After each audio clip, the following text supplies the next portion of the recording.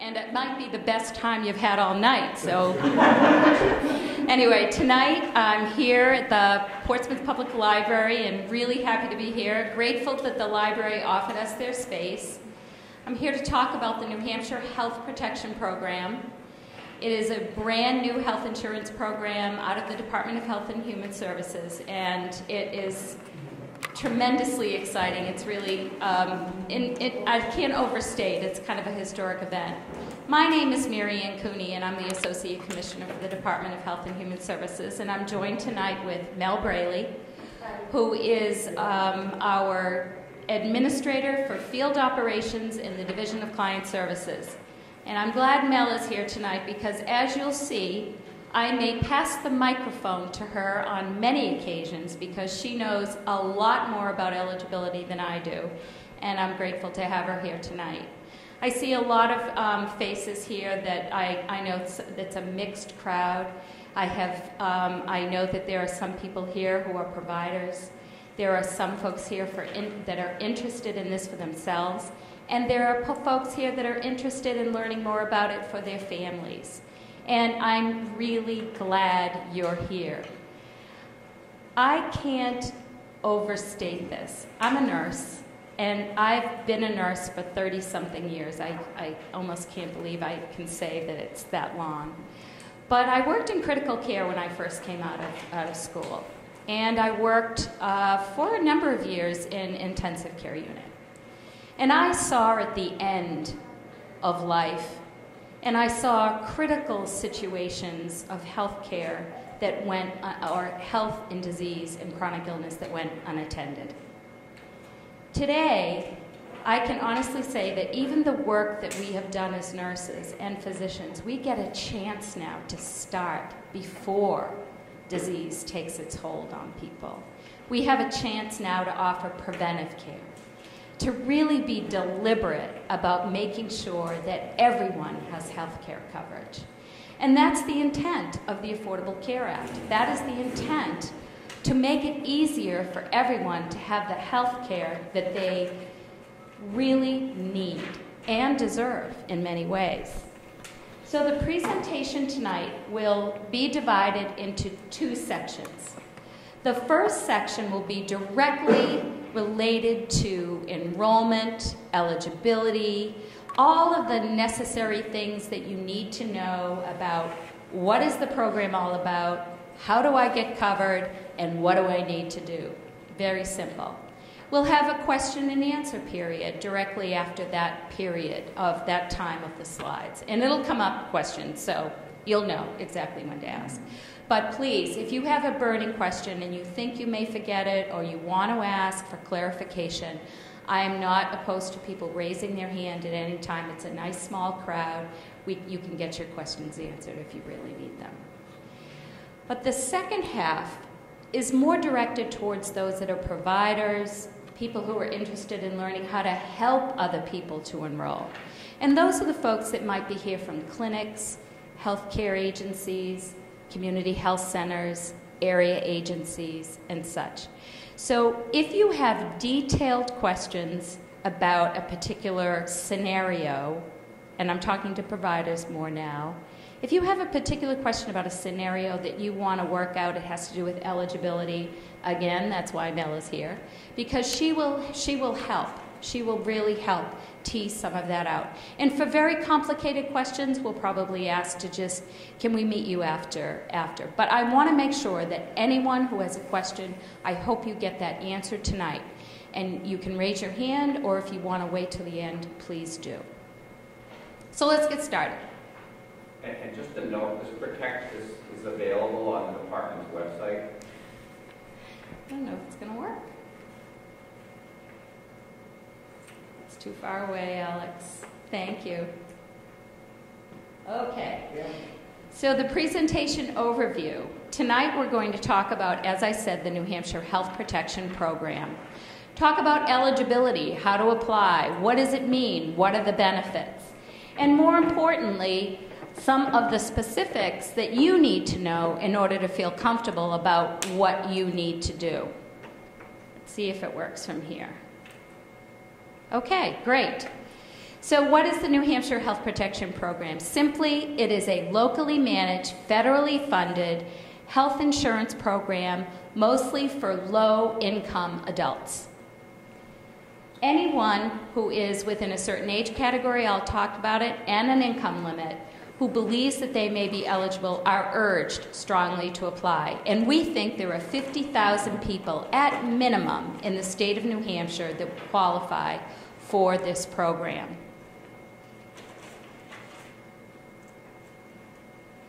I'm going to start having a frustrated face. I don't think it's going to react. So I'm going to ask Brett, do you mind? Oh, it just changed. Okay, great. So the purpose of the Health Protection Program is to provide health insurance coverage for low-income residents and citizens, provide access to health insurance to improve population health. As I said earlier, this kind of program offers people the access to primary care, and that helps improve overall health in any community and the state. Increased provider reimbursement. We have raised the rates for many providers in the state who will be working with clients who benefit from this program. And finally, to reduce uncompensated cost, healthcare costs. So what is uncompensated cost? That's the cost to the system for when people can't pay for one reason or another. And let me give you an example. We had a gentleman the other night who was talking to us. And he was about 28 years old, 29 years old, very athletic looking, healthy, definitely wanted more information about this program. And I'll tell you why. Because he had fractured his shoulder and then had to have his shoulder put in place twice in the last year. And he had a health care bill of over $20,000. Healthy guy, but things happen. He wasn't able to pay right up front. I don't know a lot of people who have $20,000 hanging around that they can pay for a bill that quickly. And so this will afford him that option to avoid that kind of cost going forward.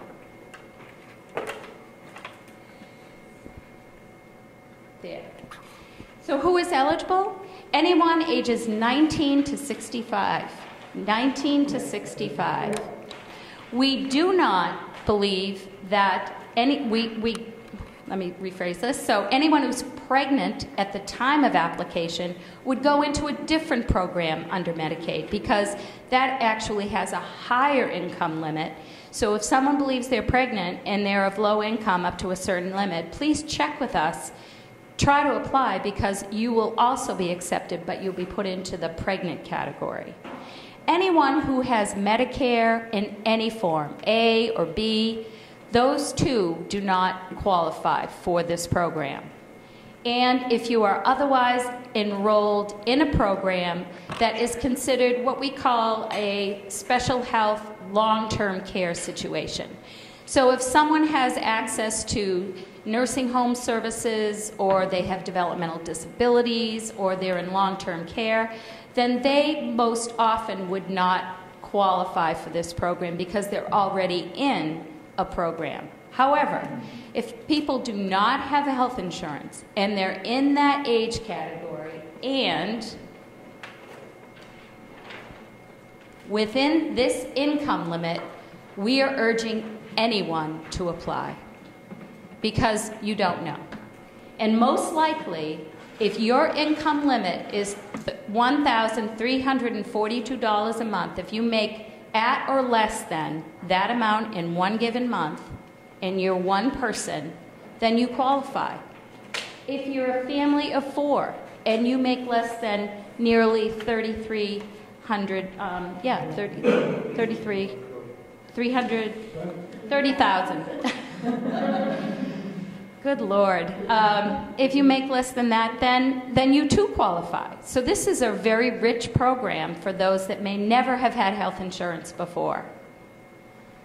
And the two basic features of the New Hampshire Health Protection Program. And now it gets just a little bit on the complicated side, very little. There are two major components under this new program. One if someone applies, they are deemed eligible by virtue of their income and household status, and they indicate that they have employer-based insurance, then they must go into the health insurance premium program. And we pay the copays, deductibles, and premiums for folks to enroll in their employer-based insurance. And I'll talk a little bit more detail about that. The second is, if someone is not eligible for HIP, or they don't have employer-based insurance, then they are eligible for what we call the Bridge program. And that is what's currently under our care management program. So folks will go into one of the currently 2 MCOs, or managed care organizations. Again, I'll talk in more detail. So the health insurance premium program. What is this? It is if an individual has health insurance available through their employer, and it is cost effective for people to enroll in their employer-based insurance, then that is required for receiving the benefits. And again, premiums, copays, and deductibles are covered. But there's a slight difference when I said if you qualify for your employer-based insurance, if it's cost effective. Cost effective just means that in comparison to what the state would pay, in other words, when we add up the deductibles, the copays, and the premiums for the health insurance program, then if it is more costly for the state to pay for somebody to be in their employer-based insurance, then that person would go to the Bridge program. So again, cost-effective only means that if it's more costly for the state to pay for the employer-based insurance, and that's done through a calculation that we get from the federal government, and we work in the state on the special formula. I couldn't even tell you what it is, and frankly, I don't want to know because I'm terrible with math. But it is only if it is cost-effective. If it is not cost-effective, then someone would be put on the Bridge program.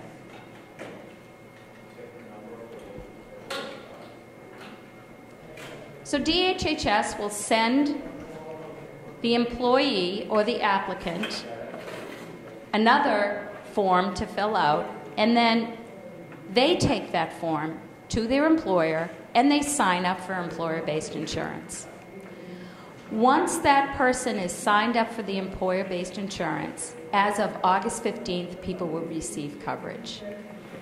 And anyone qualifies when this program goes live because that's considered the qualifying event. So let me explain. Most employer-based insurers go through this period of enrollment, right? It's an annual enrollment period. They say, well, you can't sign up right now until there's an annual enrollment period. That is not the case today.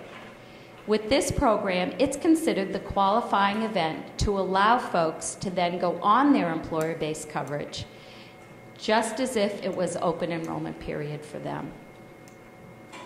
The employer who deducts the premium from the employee's paycheck routinely, the employee will get that money reimbursed to them from the state. And if someone goes and sees their doctor or provider and they have a copay or a deductible, if that provider is working with the Medicaid system, in other words, they're working with us, they're an enrolled provider, and most physicians, most nurse practitioners and providers are, then they are paid, bill is paid directly to the provider. And the employee does not have to worry about the cost. There are some circumstances if someone is not an enrolled provider, and I can go into more detail after if you have that situation, you want to learn more. But what we do in that case is we reimburse the employee directly if they've incurred any cost. How quick is the turnaround for those reimbursements? Because a lot of families don't have the premium to pay to start with. If they take it out of their paycheck, they're not going to have much left. Or they can't afford the copay to that. So that's a wonderful question, and I'll repeat it for those of you that may not have heard it. So cash flow. That's what I would call cash flow. Somebody to have their money deducted out of their paycheck for employer-based insurance might be a burden for some. And how long is it going to take for them to be reimbursed? They will be reimbursed within the month of that payment. So it is not ideal because some folks live week to week, but that is the situation. They will be reimbursed on a monthly period. And once enrolled, clients must report to the department any change of circumstance. So if they have a different pay, or their employer has told them that there's a different kind of coverage under the employer-based insurance, then we ask you to notify us, just like you would in any circumstance within 10 days of that change. Yes? So what about, say, September 15th, somebody's in the hospital, and I do an application with a person, and they can get covered under their employer-based insurance, and they have a bill from the hospital from September 15th to September 20th. Would this insurance be retroactive back or probably starting the next month? That's a great question, because there is a question about the eligibility period and the time from when someone applies. Something might happen, and they receive health care services. So if someone is determined eligible, for instance, they apply on the 17th of August, and they incur some health care coverage. They have to go to the doctor, and they have services between the 17th and the 20th. They receive a letter on the 21st that says you are eligible. The coverage goes back to date of application. But that only starts after August 15th. So between July 1, right now where we're at, and August 15th, there are no covered services. But once that August date comes forward, then any service that's provided during that period of time, as long as the person is eligible. Actually, I just kind of wanted to expand off from her question so I can understand. Somebody comes into the hospital, let's say on August 30th, and we don't get everything into the DO until, a week or two later. Mm-hmm. You just said that it will be effective the date of application. So if they came into the hospital on the 30th, the application doesn't get into the DO until the 3rd of the month. It's only going to be effective the 3rd of the month. It won't go back to the day that you were brought into the Correct. hospital on the 30th. So in order for potential coverage, we would need to get the date that they were admitted, that application to Yes. the DO that day. Right. Which can be hard on weekends and holidays. So that's a good question in terms of the timing about eligibility. And I think when Mel comes back, if you have some questions afterwards, we can go into that. But the rule of thumb is that coverage goes back to date of application. And sometimes folks have their applications filled out, at least preliminarily, with the hospital. And we call that sometimes presumptive eligibility. So if someone is in particular in a hospital and it's an emergency and they are, low income or no income, then the hospital will take, on their behalf, they may call and say, I believe that this particular patient of mine is eligible for a program, and that's called presumed eligible. Once the person is presumed eligible, those costs are covered too. But that does not always happen at the point of provider. So there are slight differences on that I think Mel would be able to answer after the program. Is that okay? All right. I have one more question, I'm sorry with that. Can we just fax over an application when we get it? Can we just fax it to the local DHS office, and that would be considered date of receiving the application? Yes. That's when the application comes in and it's entered in the system, that's the date of application. But if it's on weekends, I don't think that they stamp it on weekends. It's the next business day. You're right. Where the Medicaid will retro the health insurance. And these are terrific questions. They really are. But let's go, because those are provider questions that I think not everyone necessarily needs to hear. But I don't want to discourage you from asking questions. Okay? So this is the list of benefits. We're calling it the essential health benefits because those were deemed essential for folks to have if they were receiving coverage under the new Affordable Care Act. And any plan that's offered either through a extended Medicaid program, through the qualified health plans, the marketplace, under the federally facilitated marketplace, Any one of those plans must have these services that you see on the essential health benefit. In New Hampshire, we have made a decision to cover not only the essential health benefits, but also to include some of the wraparound services that are given to our current Medicaid folks, and those are such things as the non-emergency medical transportation, and there are services specifically for young people aged 19 to 20 that is within this category that has to do with more screening and detection and treatment services. And it's more of a comprehensive view for just those, that age group, 19 and 20. I'd like to highlight a couple of services under this new program. One is number 5, where you see substance use disorder treatment services. And those will be offered in addition to all of those benefits you see there.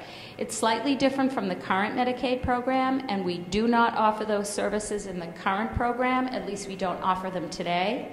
But we're hoping that by people using these services and seeing a health improvement in patients that sometimes need these services in order to really get healthy, then we may also see that return on investment for those services altogether. Also, chiropractic care is offered in this new benefit plan that is not currently offered in our Medicaid program.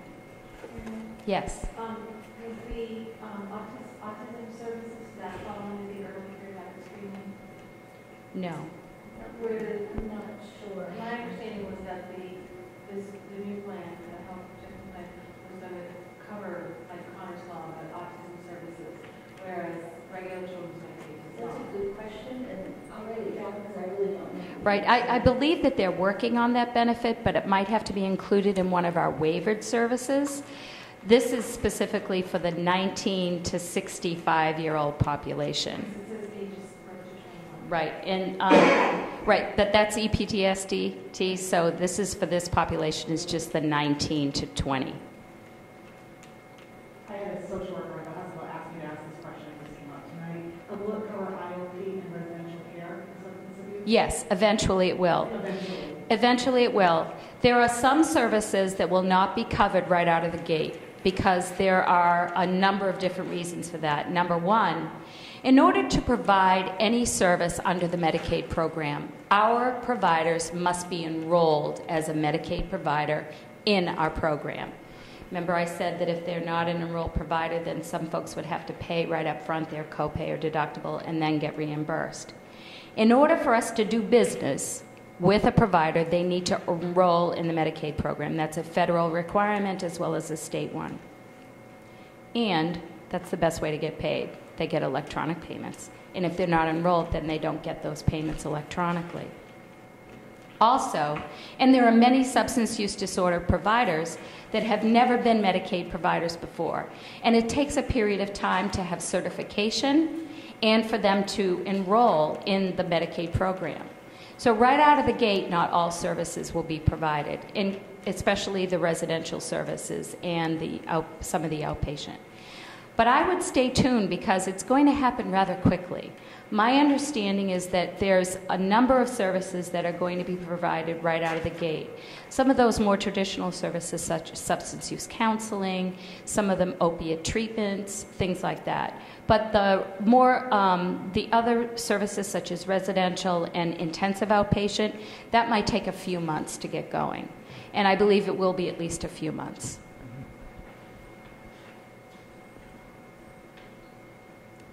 Now the bridge program.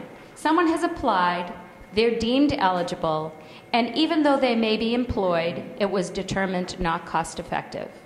Or they've applied, they're eligible, they don't have employer-based insurance, so they go into the bridge program.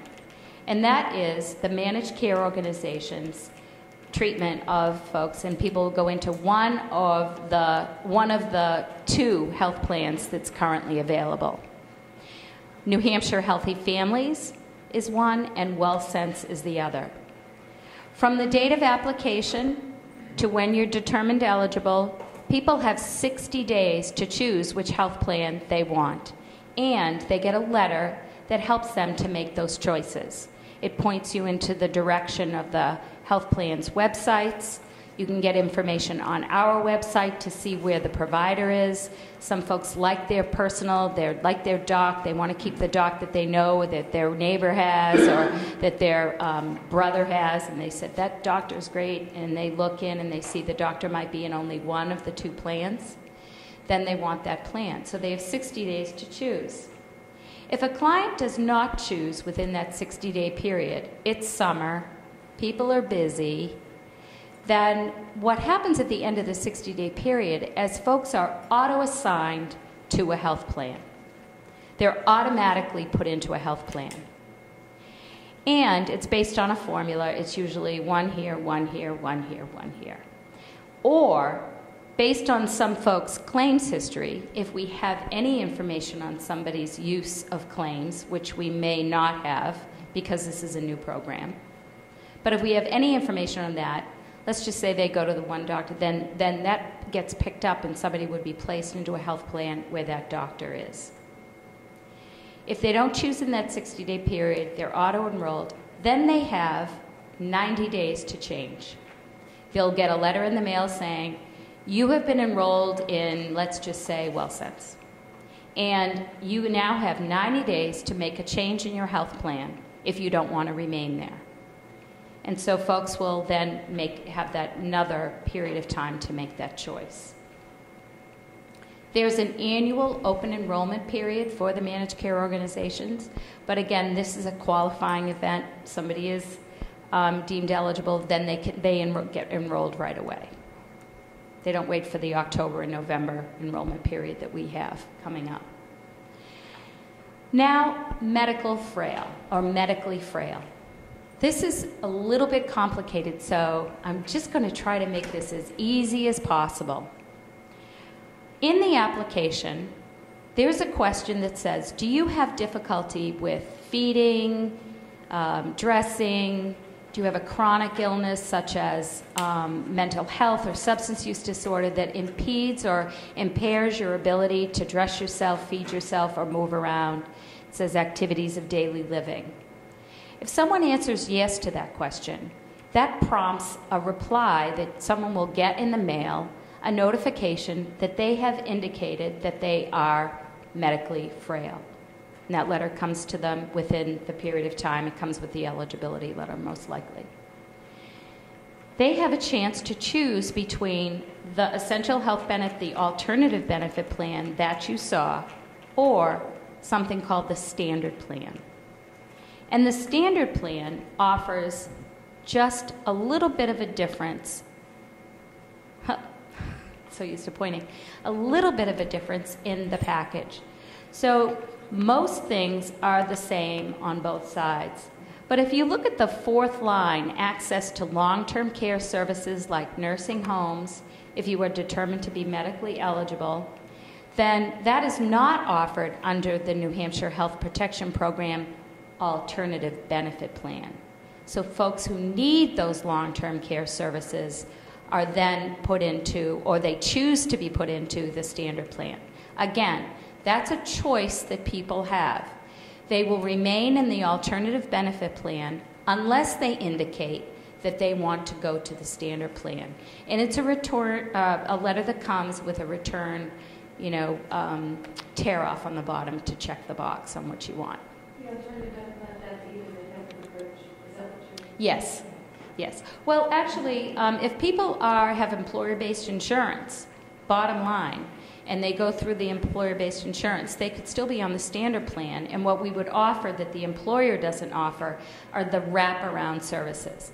And again, I didn't mention that when we talked about the health insurance premium payment. Some employers don't offer all of those benefits. Some employers don't offer all that. Whatever is not covered under an employer plan is wrapped into, or folks can get any of the services not in their plan that is in that essential health benefit plan. So I'll try to make that a little simpler. Any one of those benefits on the essential health benefit is part of this program. If you have employer-based insurance and the employer doesn't cover it, you can get it anyway. It's just outside of the employer-based insurance, and we deal with the provider directly. So you can see that the only difference here is mostly the long-term care services. So we encourage people to pay attention to that question and really think, do I have a medical need that impacts my ability to do some of these services? And if they do, we're encouraging them to report that. Unfortunately, the services under a standard plan, as I said, the current Medicaid plan does not offer the substance use treatment services. So if folks pick the standard, then they cannot get the substance use treatment services that are part of the other plan. So when's this beginning? July 1. That's today. And I'm happy to report that we received a lot of applications, actually, or we received a lot of activity on our website, and we're really happy about that. Again, we thought that there'll be 50,000 people coming into the system, and we know already that 38,000 applied on the exchange that were not eligible for the exchange plan, and then we're going to get all those names sent to us, and we're going to reach out to them individually. It's my understanding that that's going to happen automatically, that they don't have to reapply? Correct. No, they have to reapply. I'm sorry. Anyone who applied on the exchange and was denied on the exchange needs to reapply. And the reason for that is things change in 4 or 5 months. Sometimes they don't, but sometimes things change. So we need to make sure that everything is up to date, so folks need to reapply. Coverage doesn't begin, as I said, until August 15th. So anyone who submits an application today, they get a notice in the mail tomorrow or the next day, which would be really fast, but it can happen. And they receive that notice that says, you are eligible, congratulations, you're eligible for the New Hampshire Health Protection Program, and here's what you need to do. And it might be the employer-based coverage, it might be the bridge program. So people can be working on that, but that coverage does not start until August 15th. So if someone goes to the physician's office, regardless of whether, remember I said date of application, until coverage actually begins, services are not covered. So from July 1st till when do you get your application in to start? Obviously, is there a cutoff and then it'll start the following month? Nope, everything just keeps rolling. This was just because, and you'll see September 1 is the transition of care management. So those that don't have employer-based insurance in the bridge plan, they actually won't get a notice that they can choose until September 1. But they'll continue to get coverage from August 15th. So some of the early adopters to this program, the early ones in, the ones that get those applications in quickly, the only downside of doing that is having to wait for that August 15th date. Because if you're eligible, it is a wait. And, it was necessary for a lot of reasons. One of them, like I said, about the substance use disorder, trying to get people up to speed. And also, we have to pay people, we have to pay providers, and that all that essential health benefit needs to be coded into the system so that we can do that. I'm a bit confused. I understand that, let's say, someone gets their application in, it's got all the information that's needed today, so it's in the system. And then they get word that effective August 15th, their coverage begins.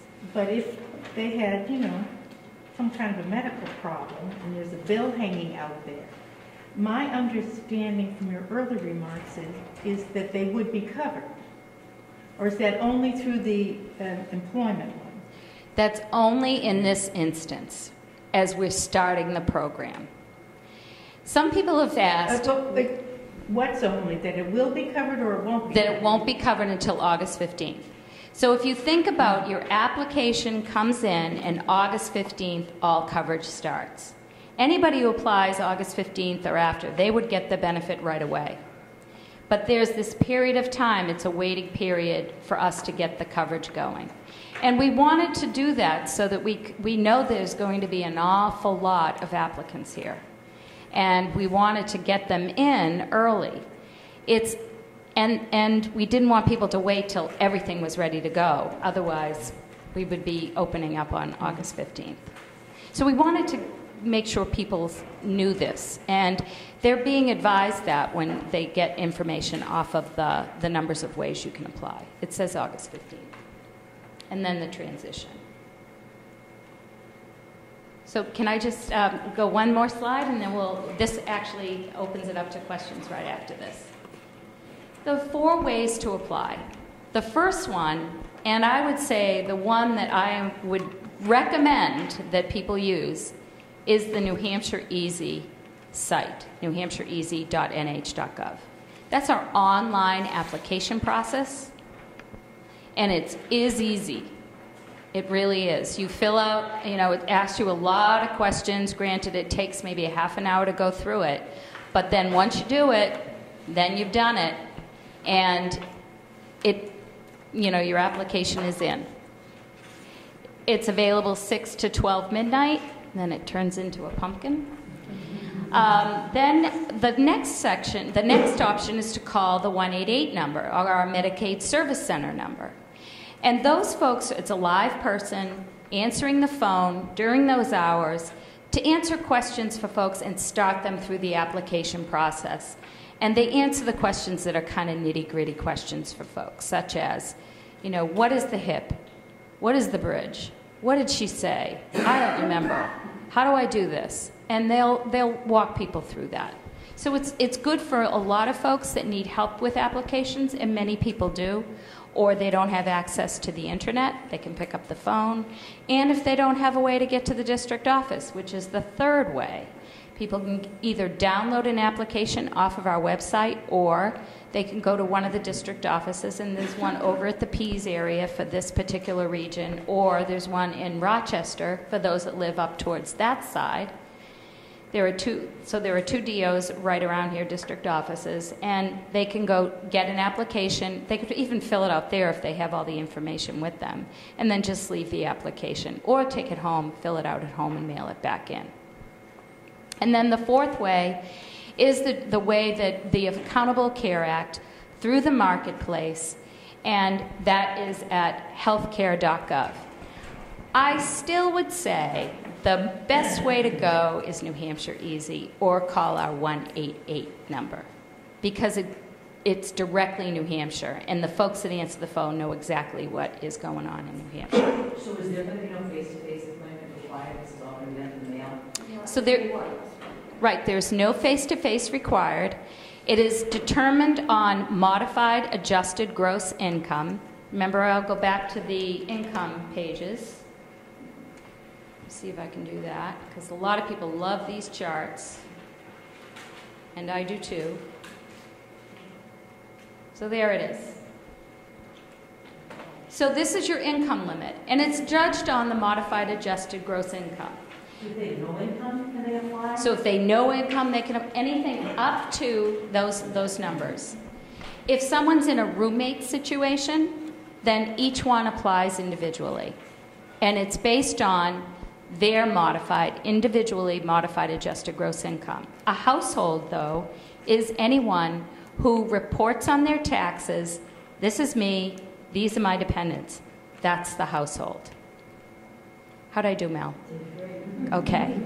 I'm going to keep going then. Okay, tax, household makeup. Do they need, if they have a child in common, let's say adults, then I'm assuming that it's the entire household income. If they do not have a child in common, then it's considered like roommates, separate people, separate applications. If they both claim the child, if only one claims the child, then and they're not married in that situation, then it will be the parent who claims the child will be a household size, and the other person will be one.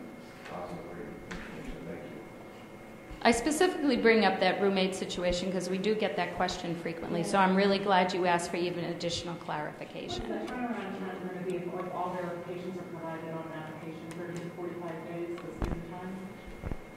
Well, for this program, everything is self-attested. So verifications, we don't need to open it. We open them based on what is put on the application.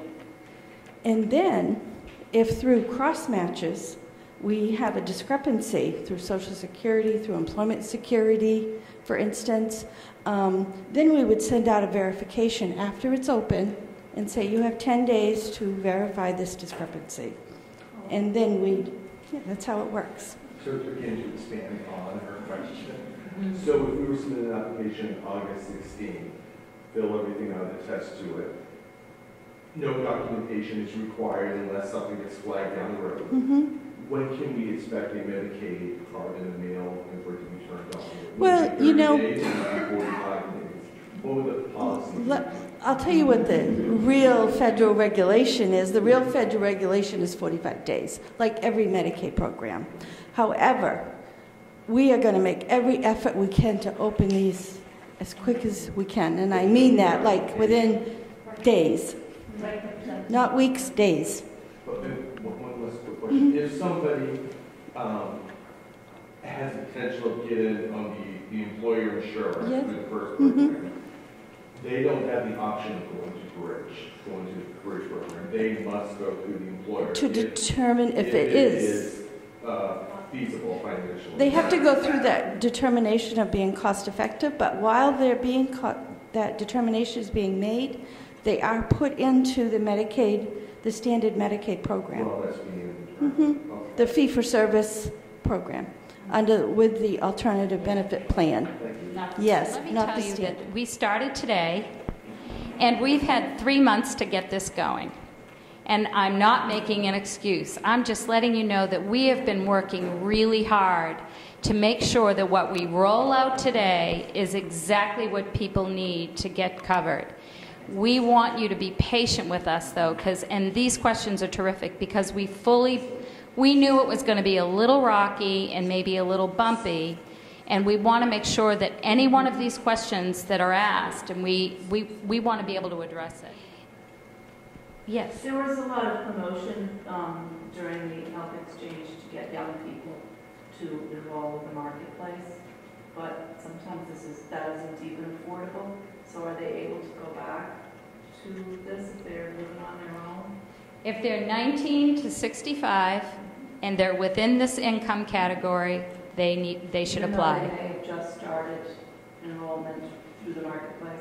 They can, if they're paying a premium in the marketplace, then they should pay that premium for July and they should pay it for August to make sure they're covered for those 2 months. Because coverage doesn't begin until August 15th. Right. What we're saying about those, if there are questions about someone who might be enrolled with Anthem on the QHP, they call it the Qualified Health Plan, or the Marketplace, if they are already in that and they're paying their premiums, as Mel said, what we're advising folks to do is to stay on that plan at least through August and pay the premium for August. And people can actually stay on the plan until the end of the year, because it means the reimbursement for the tax credit.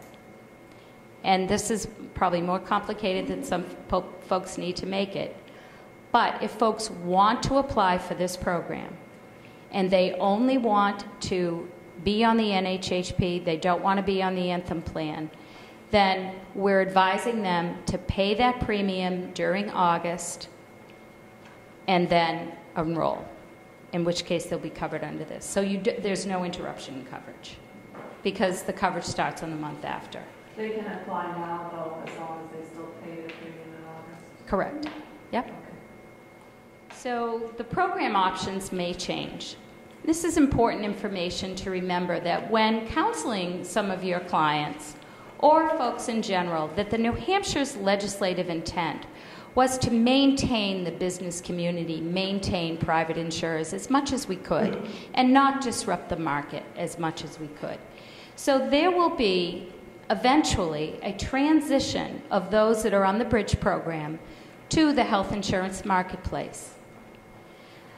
We'll have more details about this as we move along in the next year, because we have The health insurance premium payment is in place. That's in place till June 30th of 2015. And then it needs to be reauthorized. The bridge details will go to, and that should say, yes, December 31st. I'm sorry.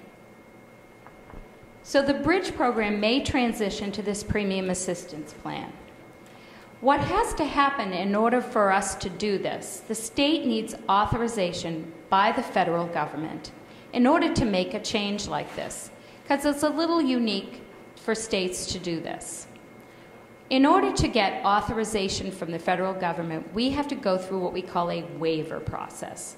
We basically ask permission to be able to do something just a little differently. And we will do that before this happens.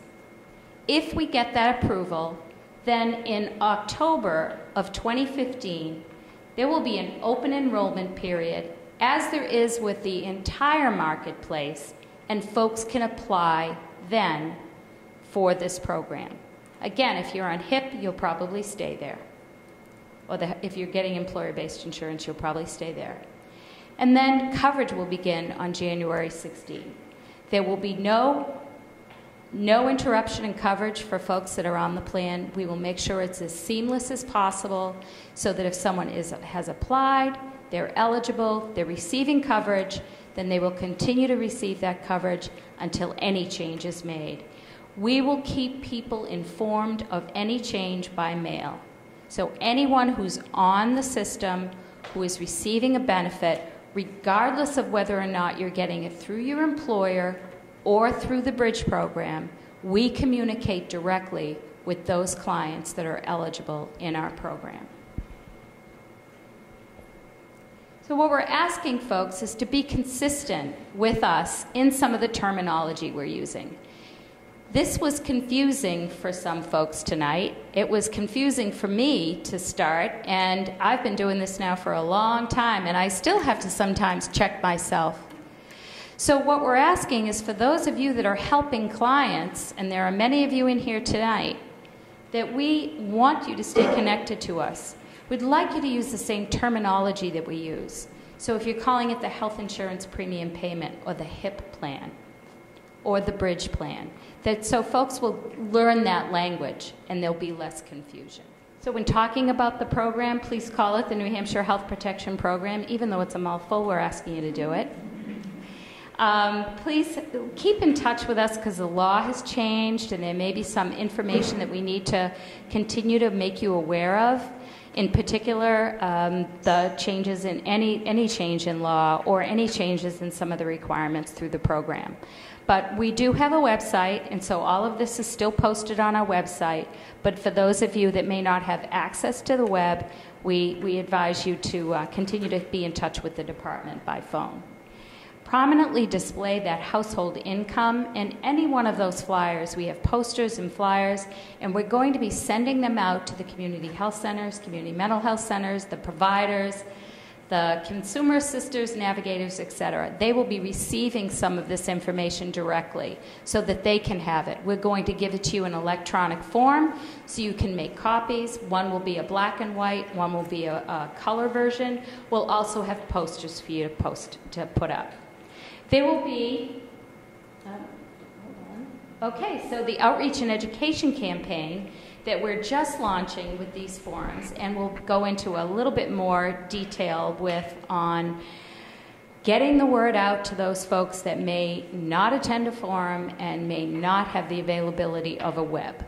So who are they? We've done some work with the Covering New Hampshire folks and identified many clients that could potentially qualify by virtue of their income or their status. We've learned that there are certain areas within the state that may have a higher percentage of uninsured, and such as the North Country or in the Hillsborough County and such. We're going to send direct mail to homes in those areas. We have over 250,000 pieces of material that will be sent out over the course of the next couple of months. Just information in more detail and how it comes, and to make it available so people will have it. Here we go. So it's questions.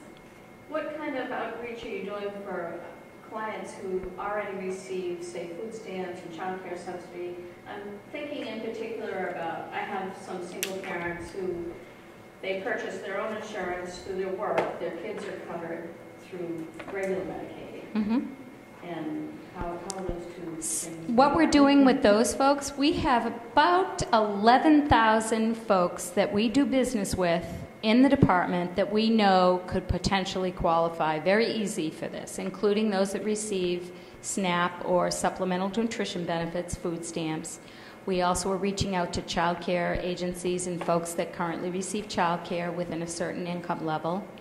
Those that have been on our child support list before and may have a need for health insurance. So there's a lot of folks that we're going to do direct mail, a direct letter that actually is coming from the commissioner, who will, and they will be advised to contact the state, contact New Hampshire Easy, call the phone number. And so we are doing some direct outreach to them. So when they, if they haven't responded to that, when they go in for their research, are you going to...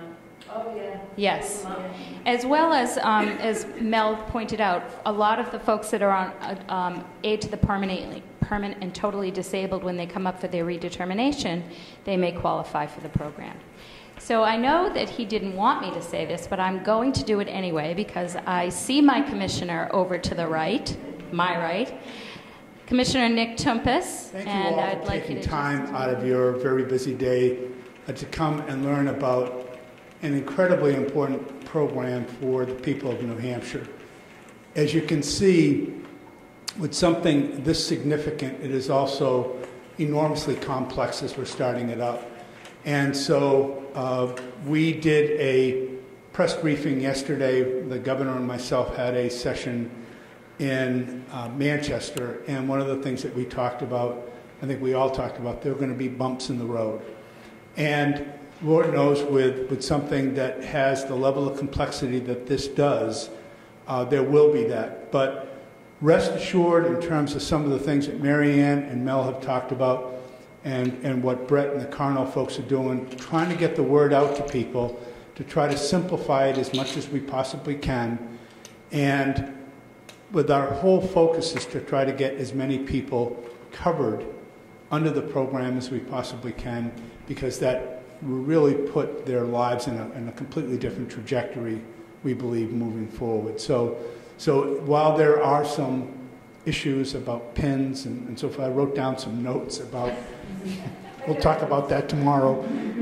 But again, we also have to strike the balance between having, with this information that's being collected by the New Hampshire Easy and other areas, this is personal information that people have, and so you want to make sure that that information is protected and that it is not subject to somebody going in and willy-nilly using that information inappropriately. So again, it's an enormously complex program. It is, but its impact on people and frankly the provider networks that we have, because now we have many providers who are struggling under the weight of dealing with providing services to people who don't have access to insurance.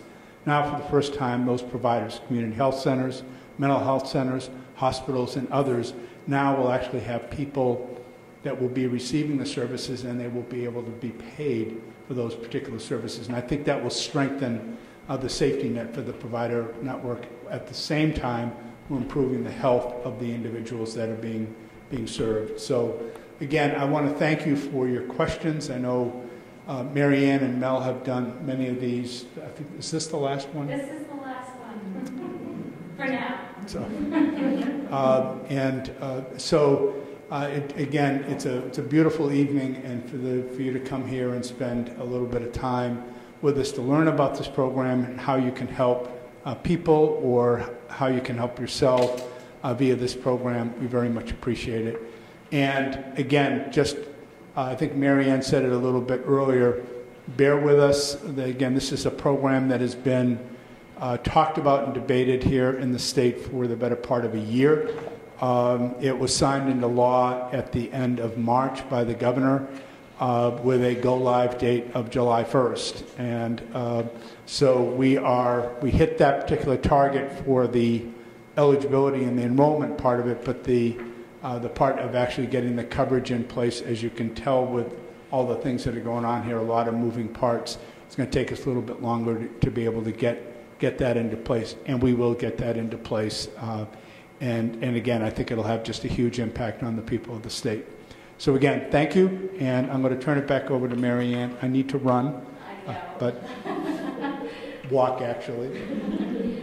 Thank you very much for coming, Commissioner. So a couple more questions. We have a few more minutes. When would, if there is a premium involved, when would the individual know? If for their employer-based insurance? Well, it says here that little to no cost to you. Right. So we put in little to no cost, and I'll tell you why.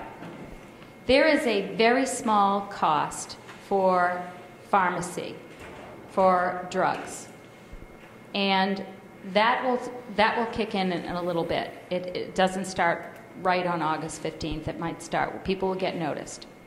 The cost will be for those that are above 100% federal poverty level. So even though folks from 0 to 138 qualify for this program, anyone under 100% poverty level, those are the very poor, they are not subject to a copay in this program, beginning August 15th. So up till August 15th, actually it might actually start today. I think they started it today. No more copays for anyone currently in the program. Anyone who has 100 to 138, they're deemed eligible. There will be a copay of $1 and $4. $1 for generic, $4 for brand name drugs.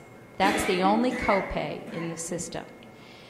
Any copay, premium, deductible in the health insurance premium payment or the employer-based, that's reimbursed to the employee, the client, our member.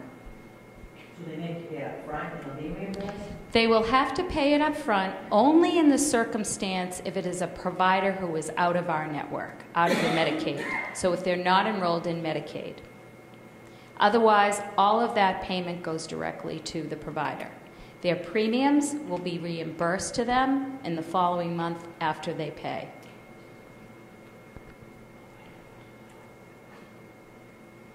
Should I encourage my Medicaid clients who are under the 138 to apply for this? And my second part to that question, is that going to get rid of the spend down?